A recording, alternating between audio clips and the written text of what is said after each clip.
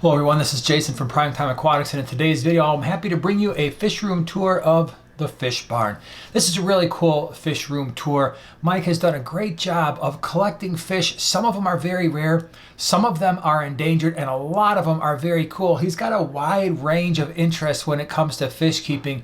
Hope you enjoy the video. Now, of course, if you want to see more of his fish room, learn more about the fish he's keeping, check out the description below. I'll have his YouTube channel down there as well, so you can learn more about some of these rather rare and in some cases endangered fish. So welcome to the fish barn, fish tank barn. This is Mike Howe's fish room. This is one of the tanks you see right when you walk in. It's a big 6-foot tank. I think it was at least a 200-gallon tank with some Thrictes maculopinus, a few types of Geophagus, and you're going to see some outstanding red shoulder severums in this tank as well. And we've got the electric blue acara in there. So it's a really cool mix of fish that are getting along well. A lot of wood, some rock work, and he's built most of the backgrounds that you see in these fish tanks he did as a DIY project, which was pretty cool. So this is an outstanding tank, and a lot of these fish we have talked about before. By the way, if there are species profiles that we've done on the fish that we feature in this video, they will be in the description below. So this is like I said, the tank right when you walk in, and he's got a lot of diverse interests, a lot of South America, or some South American cichlids like you see here. We're going to see some Lake Tanganyikan cichlids. We're going to see a lot of different Livebearers as we go through this video.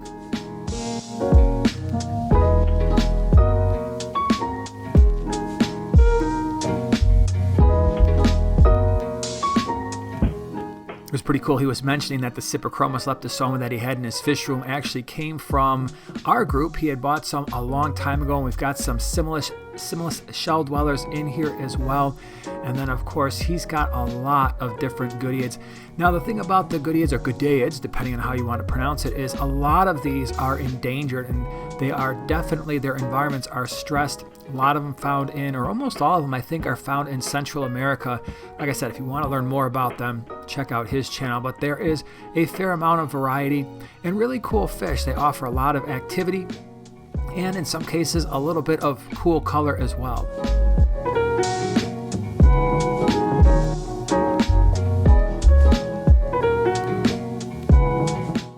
Had some audio where he was explaining how his fish room runs, and the audio just didn't come out. Sorry, Mike. But if I can paraphrase, one of the things that he does is all of his tanks, or almost all of his tanks, are on an auto water change system, which makes it convenient. Pretty much his entire fish room was air driven. He has 4 smaller air pumps that each power a different quadrant of the fish tank barn, and that's supplying most of the filtration through sponge filters. He does have some hang on the back filters in some of his tanks just to clear out some of the detritus and stuff and things that are floating around in the water if the tanks are a little bit more heavily stocked, or he's got fish in there that like to stir things up. For temperature, he doesn't heat the individual tanks, he heats the room. And what's interesting is a lot of these goodeids that you see here, they like cooler temperatures anyway, and so you don't have to keep the room super warm. And then of course with the Lake Tanganyikans, you can always throw heaters in there if needed. He does run all of his water through a carbon filtration system, which pulls out all the chlorine and chloramines as well. And of course, you got to have a dehumidifier in a fish room if you're going to have a lot of tanks. And I think he was somewhere in the 70s or so, maybe more. And again, if you want to see full fish room tours in addition to this, check out his videos, because I did not cover all of the tanks. There was a lot of them. And so I focused on some of the ones I thought you would like. And of course, like I said, you want to see more, check it out. I love this Java moss. I really appreciated this tank. I don't remember, it was some type of goodeid I think that's in here. But the Java moss, the way it was growing, I think this is the goal. Like when I'm keeping Java moss, I've got this going on in a couple tanks, and I don't think a lot of people appreciate just how cool it can look like that when it really establishes itself.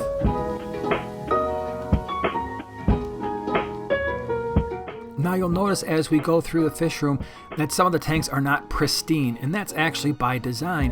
When you are breeding fish, it's often beneficial that the newborn fry have things to pick from.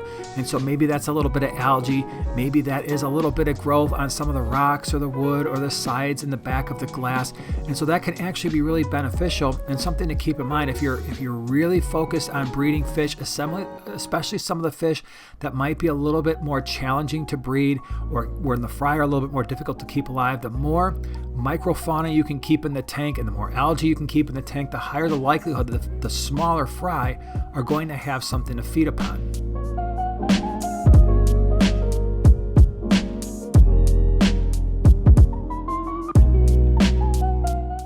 There were a couple tanks he had in his fish room that actually made me want to start keeping swordtails again. It's a fish I haven't kept in the fish room in a number of years. I don't think I've shown any on our channel in quite some time, but he had some really cool swordtails. There were some cool platies, definitely some cool guppies, as you could see throughout this video. Here's a Mica splendens. This is a really cool goodeid or goodeiid. I think I've had these in our fish room before. Some black bar endlers here, really pretty fish, and sometimes they get overlooked because they're somewhat common, but they're somewhat common because they're absolutely outstanding looking.